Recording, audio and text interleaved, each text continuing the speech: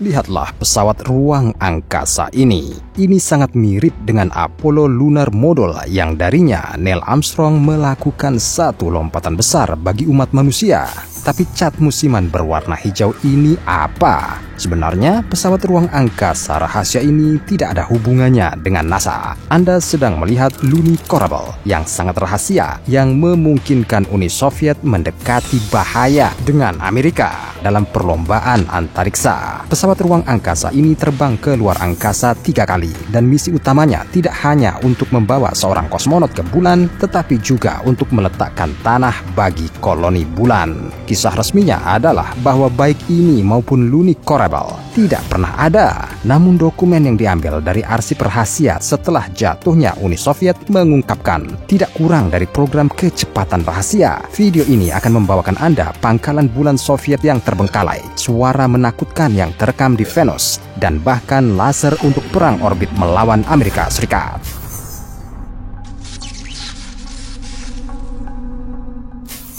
Proyek rahasia seperti ini adalah harapan Uni Soviet untuk memenangkan perlombaan luar angkasa. Bagaimana bisa begitu dekat dengan kemenangan? Data arsip mengkonfirmasi bahwa Uni Soviet memiliki niat untuk menjajah planet lain. Pada tahun 1961, film fiksi ilmiah Planet of Storms ditayangkan perdana di bioskop. Ini menceritakan kisah penjelajah Soviet pemberani yang tidak hanya mendarat di planet ini, tapi bahkan berenang di laut sana. Itu sepenuhnya sejalan dengan pengetahuan ilmiah tetangga terdekat bumi pada saat itu.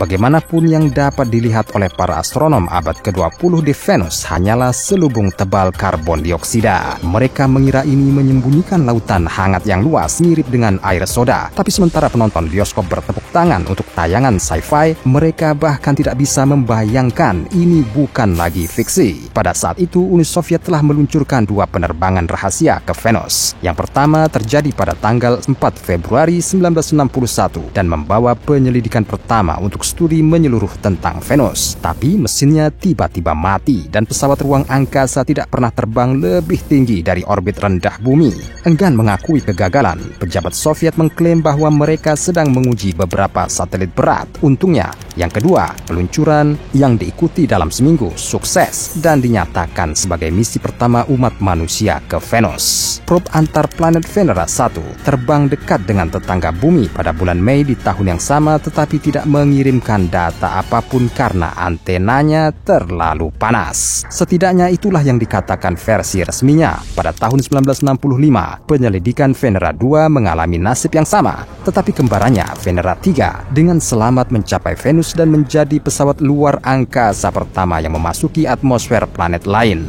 Tetapi pengukuran yang sangat berharga hilang lagi karena terlalu panas. Meskipun mengalami kemunduran ini, para pejabat Soviet melanjutkan program tersebut menyimpan harapan untuk menemukan dunia untuk dijajah di mana bendera merah Uni Soviet akan terlihat sangat bagus. Probe Venera 4 mencapai Venus pada bulan Oktober tahun 1967. Kapsul luar angkasanya yang tahan panas berisi semua peralatan yang diperlukan untuk mempelajari komposisi dan kondisi atmosfer Venus. Kali ini, menurut laporan resmi, kapsul tersebut berhasil mengirimkan banyak informasi berguna ke bumi, kecuali terkait dengan apa yang dilihat Venera 4. Uni Soviet diam seperti orang mati menanggapi ini. Untungnya, selama itu probe itu berada di garis bidik wahana Venusian pertama NASA, Mariner 5. Insinyur Amerika melihat bahwa masuknya atmosfer tidak pernah terjadi dengan kapsul yang langsung terbakar di lapisan atas atmosfer. Ini memungkinkan menentukan bahwa karbon dioksida tidak hanya terdiri dari awan Venus yang dapat diamati. Ternyata seluruh atmosfer planet ini terdiri dari 97%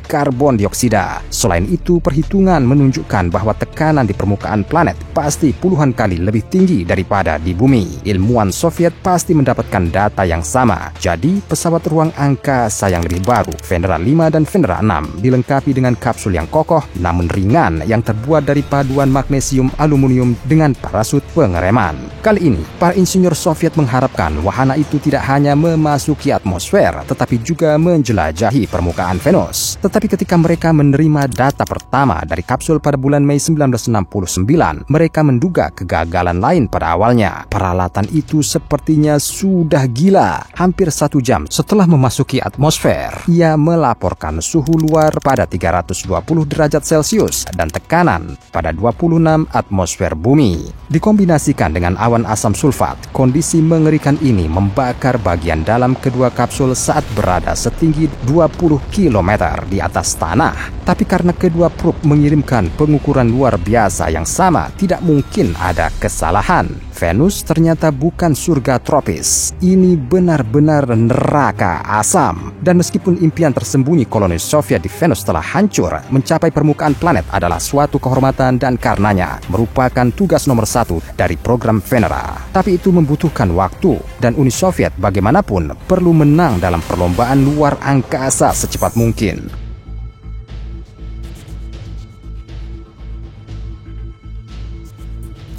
Bermaksud untuk mendaratkan pukulan terakhir bagi reputasi Amerika dalam perlombaan luar angkasa, Uni Soviet memulai misi untuk mendirikan pos terdepan di bulan. Pada awal tahun 60-an, Amerika Serikat sangat tertinggal hanya beberapa tahun setelah kesuksesan luar biasa dari satelit pertama bumi.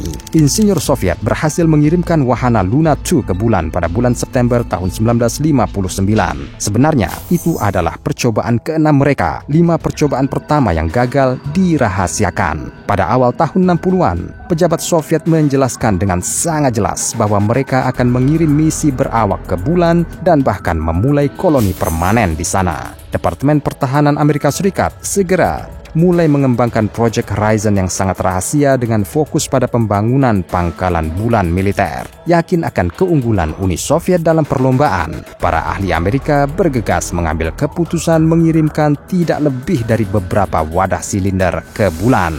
Pada bulan Desember 1966, mereka menjadi rumah bagi garnisun 12 tentara Amerika. Yang diperlukan hanyalah 100,5 peluncuran roket Saturn I yang belum dikembangkan dan pengeluaran $6 miliar. Belum lagi sebagian besar solusi untuk mempertahankan pangkalan semacam itu belum ditemukan. Tugas itu dipercayakan kepada para insinyur dari NASA yang baru dibentuk. Merekalah yang menyadari bahwa proyek Horizon tidak memiliki tujuan praktis. Pada awal September 1962, Presiden John Kennedy secara terbuka mengumumkan tujuan yang lebih sederhana dan dapat dicapai untuk mengirim manusia ke bulan pada akhir dekade ini. Andai saja NASA tahu bahwa terlepas dari klaim mereka, Uni Soviet bahkan belum memulai program bulan mereka. Pada awal tahun 60-an, Biro Desain Sergei Korolev hanya berfokus pada perancangan roket angkut super berat baru N1 yang merupakan hal utama yang menawarkan harapan bagi misi bulan berawak. Sementara satelit dan probe Venera diluncurkan dengan roket Molniya yang memiliki kapasitas angkut hanya 2 ton. N1 akan memungkinkan pengiriman sekitar 23,5 ton muatan, artinya 12 kali lipat. Pengumuman Kennedy jelas mendorong Uni Soviet jadi pihak berwenang memerintahkan Korolev yang bahkan belum menyelesaikan roket barunya untuk merencanakan misi bulan Soviet yang pertama. Kendaraan yang terlibat di dalamnya memang sangat mirip dengan Apollo, kecuali mereka 3 kali lebih kecil dan lebih ringan, hanya memungkinkan 1 orang untuk mendarat di bulan, bukan 2. Modul bulan Soviet bahkan meniru cara kendaraan Amerika lepas landas dari permukaan bulan. Otoritas Soviet sangat ingin melakukannya pada awal Desember tahun 1967. Tapi kesuksesannya hanya akan menjadi pengantar kemenangan Soviet yang sebenarnya dalam perlombaan luar angkasa. Terlibat dalam banyak pekerjaan, Korolev menahan diri dan pengembangan pangkalan bulan penuh ditugaskan ke Biro Desain KBOM yang dipimpin oleh Vladimir Barmin. Berbeda dengan militer Amerika Serikat, dia sudah memiliki informasi tentang radiasi di bulan dan beralasan bahwa kru tidak akan bertahan dalam modul yang tersebar di permukaan. Insinyur Soviet menghitung bahwa akan optimal untuk menutupi kompartemen tempat tinggal dengan lapisan tipis tanah bulan. Itu akan melindungi mereka tidak hanya dari radiasi tetapi juga dari meteor. Solusi mereka benar-benar inovatif. Bahkan sekarang, beberapa penanda tangan pangkalan Mars berencana menggunakan trik yang sama. Berdasarkan perhitungan mereka, tim Barmin juga bermaksud agar tanah bulan digunakan di rumah kaca. Seperti di film The Martian, kosmonot akan memasak sayuran yang ditanam di sana di kompartemen dapur khusus dan kemudian pergi ke gym agar tetap bugar. Air minum seharusnya diperoleh secara kimiawi di kompartemen lab. Di luar, di permukaan bulan sendiri, mereka hanya bermaksud menempatkan reaktor nuklir, pembangkit listrik tenaga surya, observatorium, dan garasi untuk penjelajah bulan. Untuk menghormati kepala desainer, pangkalan Soviet itu dijuluki Barmingrad, yang berarti kota Barmin. Jika ini pernah menyambut warga negara manapun, akan ada 4 hingga 12 orang. Pengiriman semua orang dan kargo harus dipastikan dengan peluncuran rutin roket N1 baru selama 3 tahun. Setelah 7 tahun pengembangan di 1969, draft Barmin akhirnya sampai ke meja kepemimpinan Soviet di folder sangat rahasia. Masalahnya, waktunya tidak mungkin lebih buruk melawan semua harapan. Pada bulan Juli tahun yang sama, orang pertama pergi ke bulan sebagai bagian dari misi Apollo Amerika Serikat. Sementara itu, program bulan Soviet terhenti karena kematian Sergei Korolev dan para insinyurnya baru mulai menguji roket N1 angkut super berat yang telah lama ditunggu-tunggu. Setelah tendangan seperti itu, Uni Soviet sangat membutuhkan kemenangan baru. Dan meskipun mereka tidak meninggalkan rencana eksplorasi bulan mereka memutuskan untuk fokus memperluas keunggulan mereka di mana Amerika Serikat lebih lemah dalam hal perlombaan antar planet. Insinyur Soviet ditugaskan menjelajahi Venus dan mendapatkan rekor pertama dari permukaan dunia lain dengan segala cara. Jadi pada 17 Agustus 1970, Uni Soviet meluncurkan misi Venera 7 yang diklasifikasikan seperti pendahulunya dan sangat berbeda dari mereka dalam hal lainnya. Modul orbitnya dibersihkan dari hampir semua peralatan untuk melindungi kapsul dari iklim neraka Venus. Kali ini terbuat dari titanium dan keramik dengan desainer mengharapkan tekanan dari 180 atmosfer yang dialami kapal bawah air di bumi saat mencapai kedalaman sekitar 2 km.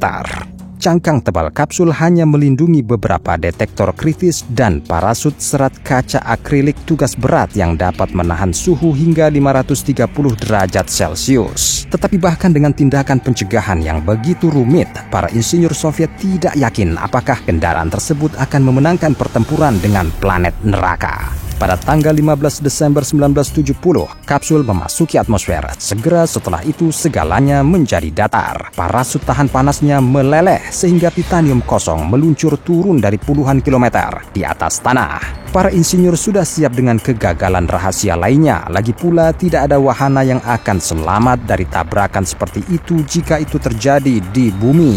Tapi ironisnya, di Venus pendaratan diperlembut oleh atmosfer yang sangat tebal. Kapsul Venera 7 menabrak permukaan planet dengan kecepatan hanya 60 km per jam. Itu pada dasarnya adalah kecelakaan lalu lintas yang biasa-biasa saja. Kapsul menjadi kendaraan terestrial pertama yang mengirim data dari permukaan planet lain dan terus melakukannya selama 23 menit. Tetapi meskipun misi tersebut berhasil, Uni Soviet menyembunyikan hasilnya selama sebulan penuh. Tidak sampai Januari 1971, dunia mengetahui bahwa permukaan Venus memiliki tekanan 90 atmosfer dan suhu 475 derajat Celcius. Ini sepanas bagian dalam tungku industri, tapi misi rahasia Soviet berikutnya, Venera 8 yang berlangsung pada tanggal 22 Juli 1972 menunjukkan bahwa tungku Venus memiliki cukup cahaya untuk mengambil foto. Selain itu, wahana tersebut menemukan angin sepoi-sepoi di permukaan planet yang suaranya dapat direkam. Insinyur Soviet putus asa memasuki perlombaan dengan waktu saat NASA menyatakan niatnya untuk mengirim misi Viking ke Mars untuk mengambil foto planet lain untuk pertama kalinya. Pada musim panas tahun 1975, hampir bersamaan dengan peluncuran Viking 1, 2 stasiun antar planet Soviet, Venera 9 dan Venera 10, berangkat ke Venus. Kapsul mereka didesain ulang. Karena tidak ada parasut yang selamat dari entry neraka sebelumnya, mereka dilengkapi dengan penyangga penyerap goncangan khusus ketika mereka akan menyentuh permukaan. Desainer juga menambahkan sistem pendingin cair untuk peralatan dan kamera. Tutup lensa seharusnya hanya terbuka setelah berhasil mendarat. Akhirnya, kapsul memasuki atmosfer Venus dengan jarak 3 hari dan dengan aman mencapai permukaan. Tetapi tutup lensa utama mereka tidak pernah terbuka. Namun, yang cadangan bekerja dengan sangat baik.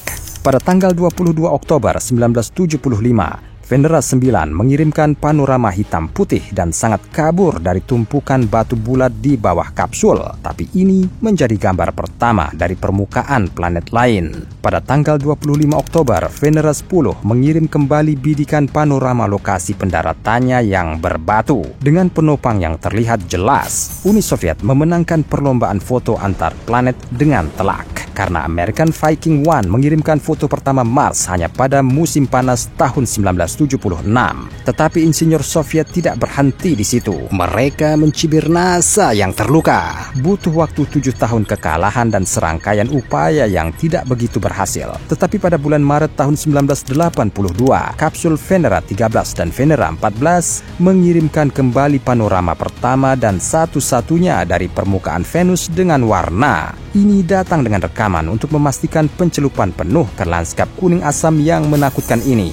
Dengarkan baik-baik, seperti ini bunyinya.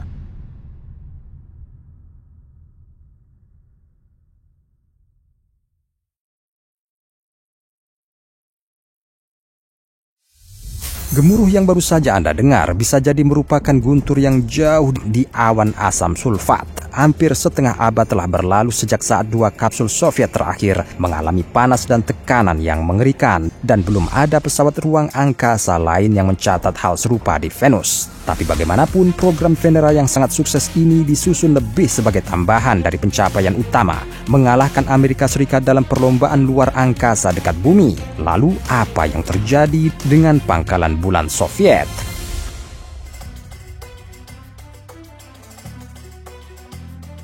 Dokumen yang tidak terklasifikasi telah mengungkapkan fakta luar biasa tentang pangkalan Zvezda yang ditinggalkan dan senjata luar angkasa Uni Soviet. Pada tahun 1982, tahun yang sama ketika kapsul Venera mengirim foto berwarna dan rekaman audio ke bumi, Luny Korabl Soviet mendarat di bulan dengan sangat rahasia. Ini belum membawa orang. Ia membuka pintunya untuk melepaskan penjelajah bulan seberat 3 ton yang meluncur keluar darinya ke permukaan dan menurunkan sebuah silinder misterius berukuran 3,6 kali 6 meter. Ini juga memiliki roda dan segera menjauh dari lokasi pendaratan. Silinder menemukan tempat di mana tanah bulan paling mudah dihasilkan dan mulai berputar. Permukaannya dengan bilah spiral mengubahnya menjadi satu bor horizontal raksasa. Keajaiban rekayasa Soviet ini tidak lain adalah habitat unik yang menggali sendiri. Setelah 4,5 jam mengebor, ia berhenti beberapa meter ke dalam tanah dan sekarang siap menampung 3 orang. Mereka tiba di bulan beberapa bulan kemudian. Pada 1985, pangkalan bulan Soviet Zvezda terdiri sebanyak 9 modul dengan semua kebutuhan, seperti yang direncanakan Vladimir Barmin, panel surya, reaktor nuklir, generator air dan oksigen, dan laboratorium sains. 6 awak pangkalan melakukan rotasi setahun sekali. Namun dalam beberapa tahun, pangkalan Soviet Zvezda dengan berat total 130 ton dan biaya 80 miliar dolar ditakdirkan untuk menjadi fasilitas terbengkalai yang paling mahal dalam sejarah umat manusia. Soalnya, meski desain pangkalan bulan sukses, Uni Soviet memiliki masalah besar dengan elemen kunci dari keseluruhan program yang tanpanya tidak bisa ada. Sejak 1969, roket pengangkat super berat N1 telah diuji 4 kali dan setiap ujian berakhir dengan bencana. Pipa pengisian yang dirancang dengan buruk menyebabkan bahan bakar tumpah tepat ke tahap pertama yang membara di awal, memicu ledakan dahsyat. Secara alami, kegagalan ini dirahasiakan. Segala upaya untuk memperbaiki N1 gagal. Semuanya berakhir dengan kepala desainer baru dari program luar angkasa, Valentin Glushko, menutup proyek N1 pada tahun 1974. Sebagai gantinya, para insinyur mulai mengembangkan kendaraan peluncuran super berat baru. Vulcan bisa membawa berat hampir 2 kali lipat dari N1. Roket Vulcan dapat mengirimkan 43 ton muatan ke bulan sekaligus. Ini berarti bahwa hanya 4 peluncuran yang diperlukan sebagai bagian dari konstruksi pangkalan Zvezda. Menurut data resmi, hanya 2 yang terjadi dan memiliki tugas yang sangat berbeda. Dokumen yang tidak diklasifikasikan hanya menyebutkan proyek pangkalan bulan Zvezda Vesda. Tetapi bagaimana jika implementasinya ternyata gagal sehingga ditutup-tutupi dengan sangat hati-hati? Bagaimana jika peluncuran roket yang digagalkan menjadikan penduduk Vesda hidup tanpa makanan, mengubahnya menjadi makam luar angkasa pertama dalam sejarah beberapa kaki di bawah lapisan tebal tanah bulan? Mungkin benar, mengingat Uni Soviet berhasil mengembangkan senjata untuk perang antariksa dengan Amerika Serikat dan data tentangnya belum sepenuhnya dirahasiakan. Di awal tahun 70-an, Uni Soviet mencetak rekor lain dalam perlombaan luar angkasa meluncurkan stasiun luar angkasa untuk pertama kalinya. Mereka dikenal publik sebagai Salyut dan tujuan resmi mereka adalah penelitian ilmiah yang damai. Tetapi dokumen rahasia menyebut mereka sebagai stasiun militer Almaz yang digunakan untuk mempelajari kemungkinan perang orbit. Program ini mencapai puncaknya pada bulan Juli tahun 1974 dengan peluncuran stasiun Salyut 3 yang memiliki pengenal unik dalam program Almaz dan membawa kargo rahasia khusus di dalamnya. Ini adalah senjata 14,5 mm. Ia berbagi kaliber dengan beberapa senapan sniper yang digunakan untuk menghancurkan kendaraan utilitas ringan. Kecuali monster ini adalah senapan mesin luar angkasa yang dapat menembakkan hingga 5.000 peluru pasir dalam 1 menit. Pada tanggal 24 Januari 1975, senjata antariksa meledak. Ia menembakkan total 20 peluru ke satelit target. Namun apa yang terjadi pada korban naas itu masih dirahasiakan. Satu-satunya hal yang kita ketahui adalah bahwa pengujian itu sendiri dilakukan dari jarak jauh tanpa kehadiran awak di stasiun dan beberapa jam sebelum jatuh ke atmosfer bumi. Namun mengingat kecintaan Uni Soviet untuk menutupi kegagalan, kemungkinan besar hal-hal tersebut tidak berjalan mulus. Senjata berbasis luar angkasa super mungkin dianggap tidak praktis karena membidiknya akan melibatkan pengangkatan seluruh stasiun dan recoil dapat mengubah lintasannya. Juga berbicara tentang versi ini adalah bahwa segera setelah menguji senjata tersebut, para insinyur Soviet mulai mengerjakan senjata yang jauh lebih mobile yang dapat ditampung di tangan seorang kosmonot di stasiun militer Almaz.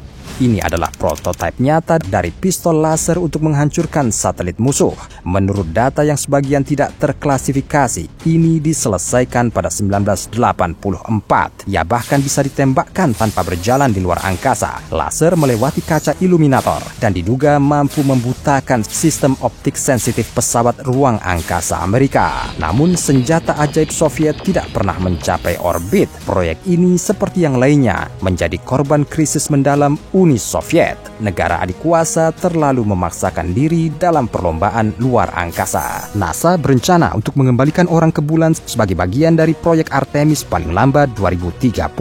Misi baru ke Venus dijadwalkan sekitar waktu yang sama. Dan inilah yang mengganggu saya. Bagaimana jika di suatu tempat di antara pemandangan bulan yang dingin dan lanskap Venus yang mengerikan, astronot dan wahana antariksa menemukan apa yang tersisa setelah kegagalan Uni Soviet yang paling rahasia? Apa atau siapa yang akan kita temui di sana setelah 50 tahun?